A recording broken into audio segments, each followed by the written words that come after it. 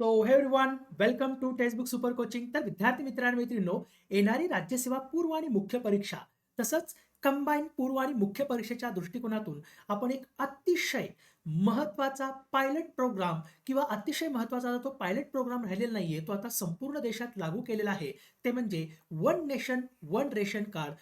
ही जी योजना आहे किंवा हा जो प्रोग्राम आहे, तो आपल्याला एक्झामच्या दृष्टिकोनातूनच बघायचा आहे. ओके. तर तुम्हाला राज्यसेवा पूर्व मुख्य तसंच कंबाईन पूर्व आणि मुख्य परीक्षेसाठी एखादा जरी क्वेश्चन आला तरी तो तुमचा इझी सुटेल. तर हा गव्हर्नमेंट ऑफ इंडियाचा एक पायलट प्रोग्राम त्यांनी 2019 मध्ये सुरू केला होता, परंतु 2022 पासून संपूर्ण देशात तो लागू केलेला आहे. तर आता ही योजना सुरू करण्याअगोदर जस्ट तुमचे 30 सेकंद घेणार आहे. तर बघा, जे विद्यार्थी 2027चं टार्गेट ठेवून राज्यसेवेची प्रिपरेशन करत आहेत, त्यांच्यासाठी आपण स्वराज्य एमपीएससी राज्यसेवा इंटिग्रेटेड बॅच सुरू केलेली आहे, ज्याच्यामध्ये पूर्व मुख्य आणि इंटरव्ह्यू पर्यंतची कंप्लीट तयारी करून आपण याच्यामध्ये घेणार आहोत. आणि सगळ्यात महत्त्वाचं तुमचं म्हणजे तुम्हाला एकदम बेसिक पासून ॲडव्हान्स, बेसिक टू ॲडव्हान्स, एकदम बेसिक पासून तुम्हाला काहीही माहीत नसलं तरी काही हरकत नाही. तुम्हाला एकदम बेसिक पासून आणि एकदम सोप्या भाषेत तुम्हाला पूर्व आणि मुख्य परीक्षेची तुमची तयारी करून घेतली जाणार आहे. तर या बॅचबद्दल डिटेल्स माहितीसाठी या नंबरवरती तुम्ही मेसेज करा. तुम्हाला या बॅचचे डिटेल्स पूर्णपणे मिळून जातील. तर एक राष्ट्र एक ration card, one nation one ration card. कधी कधी त्याला वाचताना काय होतं, चुकून जातो, वन नेशन वन रिलेशन असं होऊन जातं ते. But one nation one ration card आहे ते. तर आता ही जी योजना आहे ती योजना कधी लॉन्च केलेली आहे, तर 9 ऑगस्ट 2019 रोजी ही अधिकृतपणे 4 राज्यांमध्ये एक पायलट प्रकल्प म्हणून लॉन्च केला होता. ते 4 राज्य कोणते होते, तर 4 राज्यांमध्ये महाराष्ट्र पण होतं. महाराष्ट्र, राईट. नंतर सगळ्यात महत्वाचं आंध्र प्रदेश. ओके, आंध्र प्रदेश. नंतर तेलंगणा, तेलंगणा आणि गुजरात. तेलंगणा आणि गुजरात या 4 राज्यांमध्ये ही योजना काय केली होती, पायलट प्रोग्राम म्हणून ॲज लॉन्च केली होती. राईट. आणि नंतर यांनी ही जी योजना आहे ती जून 2022 पासून संपूर्ण देशात लागू केलेली आहे. राईट. आता ही एक राष्ट्र एक रेशन कार्ड हे नेमकी कोणत्या उद्देशाने लागू करण्यात आलेली आहे, तर या योजनेचा मूळ उद्देश जो आहे तो राष्ट्रीय अन्न सुरक्षा कायदा, जो 2013चा राष्ट्रीय अन्न सुरक्षा कायदा जो आहे, जो जवळपास भारतातील 2/3 लोकसंख्येला अन्न सुरक्षा प्रोव्हाइड करण्याचं काम करतो आणि ग्रामीण भागातील 75% तर शहरी भागातील 50% लोकसंख्येला हा अन्न सुरक्षा देण्याचं काम करतो. राष्ट्रीय अन्न सुरक्षा कायदा 2013चा. कारण या राष्ट्रीय अन्न सुरक्षा कायद्याअंतर्गत जे पीडीएस सिस्टम आहे, पब्लिक डिस्ट्रीब्युशन सिस्टम अंतर्गत या कायद्याचा उपयोग म्हणजे या कायद्याअंतर्गत जे तांदूळ आहेत ते ₹3 प्रति किलो, गहू ₹2 प्रति किलो आणि जाडे भरडे धान्य ₹1 प्रति किलो दिलं जातं. तसंच ज्या स्तनदा माता आहेत, गरोदर माता आहेत आणि जे लहान मुलं आहेत त्यांना मोफत याच्या म्हणजे न्यूट्रिशियस जे अन्न आहे ते अन्न सुद्धा त्यांना पुरवलं जातं. राईट. तर या योजनेचा उद्देश, जी एक राष्ट्र एक रेशन कार्ड या योजनेचा उद्देश राष्ट्रीय अन्न सुरक्षा कायदा अंतर्गत रेशन कार्डची देशभर पोर्टेबिलिटी उपलब्ध करून देणे. बघा, ऍक्च्युली काय होतं, अगोदर जे आपल्याला रेशन कार्ड मिळत होतं पिवळं केशरी वगैरे, तर ते आपण आपल्या गावामध्येच यूज करू शकत होतो, इतर ठिकाणी यूज करू शकत नव्हतो. राईट. परंतु प्रॉब्लेम काय होता, की बरेच गावातले व्यक्ती हे मायग्रंट म्हणजे जे मायग्रंट होते किंवा म्हणजे आपल्या गावातले काही कुटुंब हे इतर गावांमध्ये किंवा इतर शहरांमध्ये त्यांचं पोट भागवण्यासाठी जायचे, तिथं काम करण्यासाठी जायचे. सो त्यावेळेस त्यांना तिथं रेशनचा म्हणजे त्यांना तिथल्या रेशन दुकानामधून त्यांना अन्न किंवा ते अन्नधान्य विकत घेता येत नव्हतं. तसंच काही राज्यातून एका राज्यातून दुसऱ्या राज्यात जे म्हणजे स्थलांतरित होणारे जे मजूर कुटुंब आहेत, राईट, त्यांना सुद्धा याचा लाभ घेता येत नव्हता. म्हणून आता सर्व देशभर तुम्ही कुठंही म्हणजे कुठेही शिफ्ट व्हा, म्हणजे जे दारिद्र्य रेषेखालील व्यक्ती आहेत किंवा कुटुंब आहेत, ते कुठं जरी शिफ्ट झाले, एका जिल्ह्यातून दुसऱ्या जिल्ह्यात किंवा एका गावातून दुसऱ्या शहरात किंवा एका राज्यातून दुसऱ्या राज्यात, तर त्यांना तिथं या रेशन कार्ड म्हणजे या कुठल्याही रेशन दुकानातून त्यांना त्यांचा जो हक्काचा जे अन्न आहे किंवा जे अन्नधान्य आहे ते त्यांना तिथून विकत घेता येणार आहे. त्याच्यासाठी एक सेंट्रलाइज डेटा तयार करण्यात आलेला आहे, जेणेकरून एक व्यक्ती अनेक रेशन दुकानामधून लाभ घेऊ शकणार नाहीये, फक्त एकाच मधून. आणि हा डेटा संपूर्ण म्हणजे संपूर्ण राज्यातला डेटा एकमेकांमध्ये इंटिग्रेट केलेला आहे. राज्यातला, जिल्ह्याला, सगळ्यातला, म्हणजे एकदाच तुम्ही महिन्यामध्ये एकदाच लाभ घेऊ शकता. एकदा लाभ घेतला की नंतर तुम्हाला कुठेही तो लाभ घेता येणार नाही. तर याच्यासाठीच ही योजना सुरू करण्यात आलेली आहे, ज्यामुळे लाभार्थ्यांना भारतातील कोणत्याही ठिकाणी एक रेशन म्हणजे कोणत्याही ठिकाणी रेशन त्यांना मिळू शकतं. सार्वजनिक वितरण प्रणाली जी आहे, पीडीएस पब्लिक डिस्ट्रिब्युशन सिस्टम अंतर्गत अन्न सुरक्षा लाभांची उपलब्धता आणि त्यांची पोर्टेबिलिटी वाढवणे ह्याचा उद्देश आहे. तर आता संपूर्ण भारतात 2022 पासून ही योजना लागू करण्यात आलेली आहे.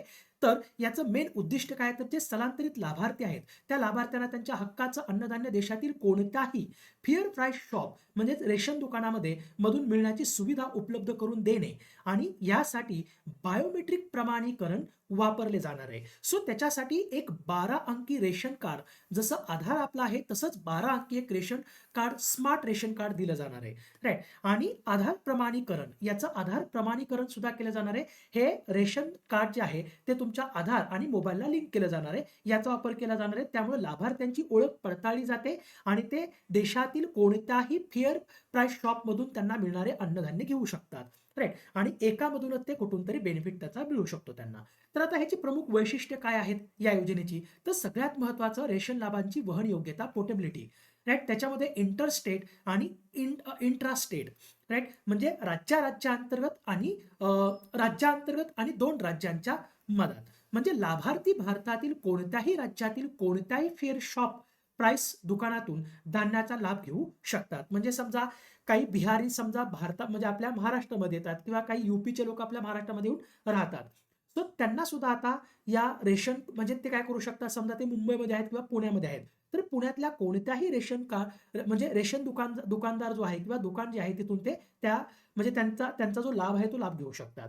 आधी कसं व्हायचं, ज्या गावात तुम्हाला रेशन कार्ड मिळतं त्याच गावातून तुम्ही अन्नधान्य विकत घेऊ शकत होते. राईट. पण आता तसं नाही. आता तुम्ही भारतातल्या कुठल्याही कोपऱ्यातून तुमचं रेशन दुकान म्हणजे रेशन दुकानातून मिळणारा जे तुमचा लाभ आहे तो लाभ तुम्ही घेऊ शकता. राईट. त्यांच्यामुळे राज्याची पर्वा न करता म्हणजे आता हा व्यक्ती किंवा हे कुटुंब, दारिद्र्यरेषेखालील कुटुंब कोणत्याही राज्यातील कोणत्याही फेअर प्राइस शॉपमधून त्याचा लाभ घेऊ शकतो. विशेषतः स्थलांतरित कामगार आणि त्यांच्या कुटुंबासाठी हे उपयुक्त आहे, कारण ते जिथे असतील तिथून रेशन आता घेऊ शकतात. त्यामुळे त्यांना पूर्णपणे अन्न सुरक्षा मिळते. बघा, एक महत्त्वाचा उद्देश म्हणजे यांना अन्न सुरक्षा प्रोव्हाईड करणे, दुसरं म्हणजे मालन्यूट्रिशनचं जे प्रमाण आहे ते कमी करणे, राईट, आणि तिसरं म्हणजे गरोदर महिला किंवा मुलं जे आहेत त्यांना न्यूट्रिशियस अन्नधान्य पुरवणे, राईट. हे पण महत्त्वाचं आहे. कारण अगोदर कसं लाभ मिळत नव्हता ह्यांना, जेवढं विकत मिळत होतं थोडंफार विकत घ्यायचे तेवढंच खायचे, परंतु आता त्यांना कुठूनही याचा लाभ मिळतोय. त्याच्यामुळे आता हे बिंदास काय करू शकतात, त्या फेअर प्राइस शॉपमध्ये जाऊन ते अन्नधान्य विकत घेऊ शकतात. नंतर राज्याअंतर्गत समजा एखाद्या जिल्ह्यामधून एखादं कुटुंब दुसऱ्या जिल्ह्यात स्थलांतरित झालं, तर त्या जिल्ह्यामध्ये ते काय करू शकतं, तिथल्या फेअर प्राइस शॉपमधून, तिथल्या जवळच्या कोणत्याही फेअर प्राइस शॉपमधून ते त्यांचा अन्नधान्याचा जो लाभ आहे रेशनचा तो घेऊ शकतो. त्याच राज्यांमध्ये लाभार्थी कोणत्याही फेअर प्राइस शॉपमधून रेशन घेऊ शकतात, ज्यामुळे त्यांना अधिक लवचिकता आणि सोय मिळते.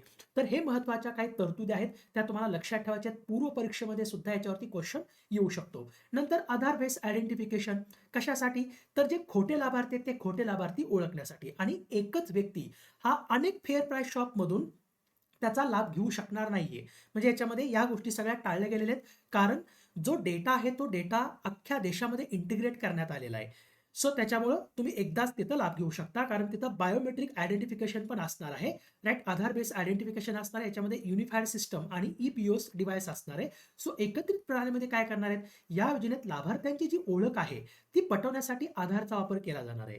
त्यामुळे फसवणूक, दुबार नोंदी कमी होतात आणि केवळ पात्र व्यक्तींना त्याचा लाभ मिळतो याची खात्री होते. तसंच जे ई पोस्ट म्हणजे काय, तर point of sale, electronic point of sale म्हणजे उचित दर दुकान, जे फेअर प्राइस शॉप आहेत त्या दुकानांमध्ये बसवलेली इलेक्ट्रॉनिक पॉइंट ऑफ सेल जी उपकरणं आहेत ती आधार प्रमाणीकरणाद्वारे लाभार्थ्यांची पडताळणी करणार आहेत, आणि ज्यामुळे वितरण प्रक्रिया अधिक सुलभ होणार आहे आणि एकच व्यक्ती अनेक दुकानातून लाभ घेऊ शकणार नाही.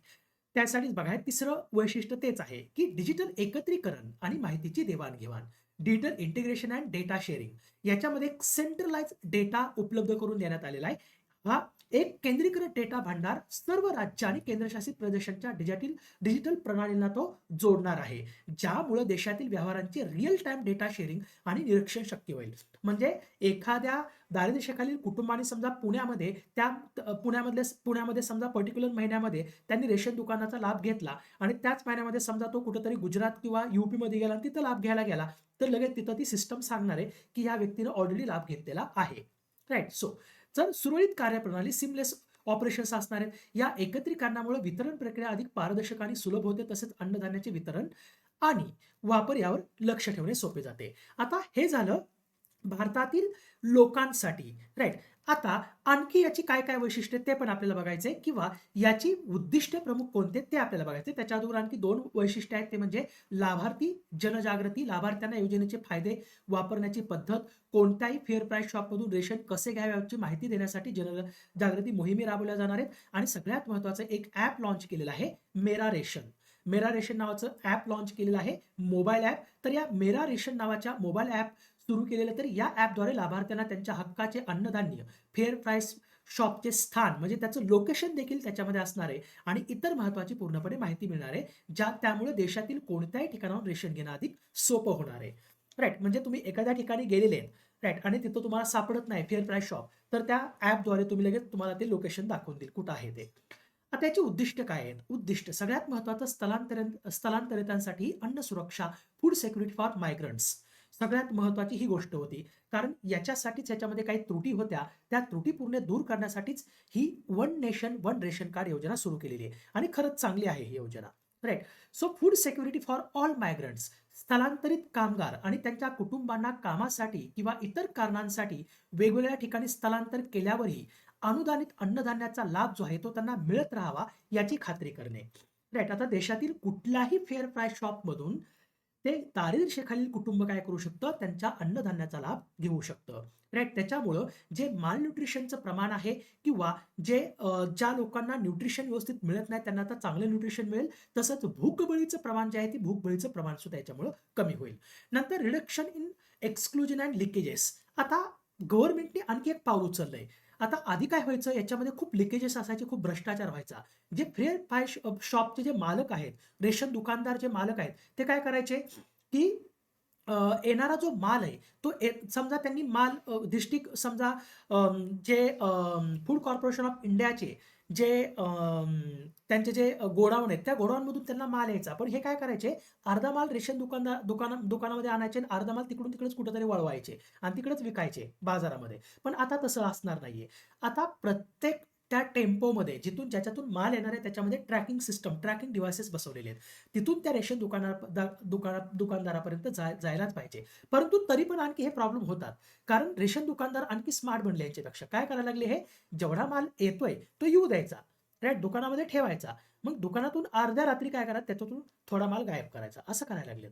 पण आता त्याच्यावर पण गव्हर्नमेंट त्याच्यावरती पण आणखी काम करतंय. सो ही लिकेज रोखण्यासाठी पूर्णपणे प्रयत्न करणे, कार्यक्षमता आणि जबाबदारी वाढवणे, improved efficiency and accountability, digital tracking आणि निरीक्षण प्रणालीमुळे पीडीएसची जी कार्यक्षमता आहे ती कार्यक्षमता वाढवणे, वितरण प्रक्रियेत अधिक जबाबदारी आणि पारदर्शकता निर्माण होते. सो याच्यामुळे आता महत्त्वाचं काय तर असे जे फेअर प्राईस शॉप असतात ते पूर्णपणे सीसीटीव्ही निगराणीखाली डायरेक्ट म्हणजे ते ठेवायला पाहिजेत आणि ते पण सीसीटीव्हीचा जो ऍक्सेस आहे तो डिस्ट्रिक्ट कलेक्टर ऑफिसला असायला पाहिजे, जेणेकरून मग अशा गोष्टी घडणारच नाहीत. राईट. सो असं तुम्ही एक सोल्युशन देऊ शकता. नंतर महिला आणि दुर्बल घटकांना फायदा होणार आहे का, तर समाजातील गरीब व दुर्बल घटकातील जे लोक आहेत, विशेषत महिला या योजनेमुळे भेदभाव न होता सहजपणे त्यांना त्यांच्या हक्काचं अन्नधान्य मिळू शकणार आहे. त्याच्यामुळे ज्या गरोदर महिला आहेत, ज्या स्तनपान करणाऱ्या माता आहेत, राईट, जे माल न्यूट्रिशियस मुलं आहेत, सो यांना न्यूट्रिशियस जर अन्न मिळालं तर त्यांची भूकबळी तसंच कुपोषण वगैरे कमी होण्यासाठी याची मदत होणार आहे. नंतर बघा खाली दिलंच आहे की भूक निर्मूलनासाठी याचं योगदान मिळणार आहे. कारण आपण काय केलेलं आहे की आपलं जे एसडीजी आहे, sustainable development goals, sorry SDG मधलं जे पहिलं म्हणजे आपल्याला दारिद्र्य पूर्णपणे दूर करायचं आणि जे दुसरं ध्येय काय आहे तर झिरो हंगर हे दुसरं ध्येय. कधीपर्यंत? 2030 पर्यंत भूकबळीचं पूर्णपणे उच्चाटन करायचं. तर हे सस्टेनेबल डेव्हलपमेंट गोल्स किंवा शाश्वत विकास उद्दिष्टांमधलं जे दुसरं ध्येय आहे ते दुसरं ध्येय आपल्याला 2030 पर्यंत कव्हर करायचंय किंवा त्याला आपल्याला साध्य करायचंय. तर 2030 पर्यंत भूक संपवण्याच्या उद्दिष्टासाठी one nation one ration card योजना ही एकदम महत्वाची भूमिका बजावू शकते आणि भारतातील भूक ही मोठी समस्या आहे आणि ही योजना ती कमी करण्यात मदत करेल. कारण तुम्ही जर 2025चा जागतिक भूकबळी निर्देशांक ग्लोबल हंगर इंडेक्स जर बघितला, तर त्याच्यामध्ये भारताचा 102वा क्रमांक आहे आणि भारत हा जो आहे उपासमारी, अति उपासमार या गटामध्ये मोडतो. सो त्याच्यामुळं लक्षात बघा, प्रत्येक 3 मिनिटाला भारतामध्ये एक व्यक्ती भूकबळीनं मरतो. सो हे प्रमाण आपल्याला कमी करायचं आहे आणि GHI जो आपला इंडेक्स आहे तो सुद्धा चांगला सुधारायचा आहे. तर याच्यासाठी ही one nation one ration card ही योजना सुरू करण्यात आलेली आहे. सो आय होप की तुमच्या हे लक्षात सगळं आलं असेल. याच्यावरती एखादा तरी प्रश्न येईल पूर्व किंवा मुख्य परीक्षेला, तर तो व्यवस्थित लिहा आणि तो प्रश्न तुमचा एकदम व्यवस्थित सुटला पाहिजे. तर आता सगळ्यांनी जाता जाता हे लेक्चरला लाईक करायचं आहे. ज्यांनी कोणी सबस्क्राईब केलं नसेल चॅनल त्यांनी सबस्क्राईब करायचं आहे आणि जाता जाता तुमच्या मित्रमैत्रिणींना देखील शेअर करायचे. सो असेच मी महत्त्वाचे टॉपिक्स तुमच्यासमोर घेऊन येत राहील सतत. तर ते याच लेक्चर यात जो चॅनल आहे आपला त्याच्याच व्हिडिओ सेक्शनमध्ये तुम्हाला ते बघायला मिळतील. सो धन्यवाद. Have a great day. Thank you so much.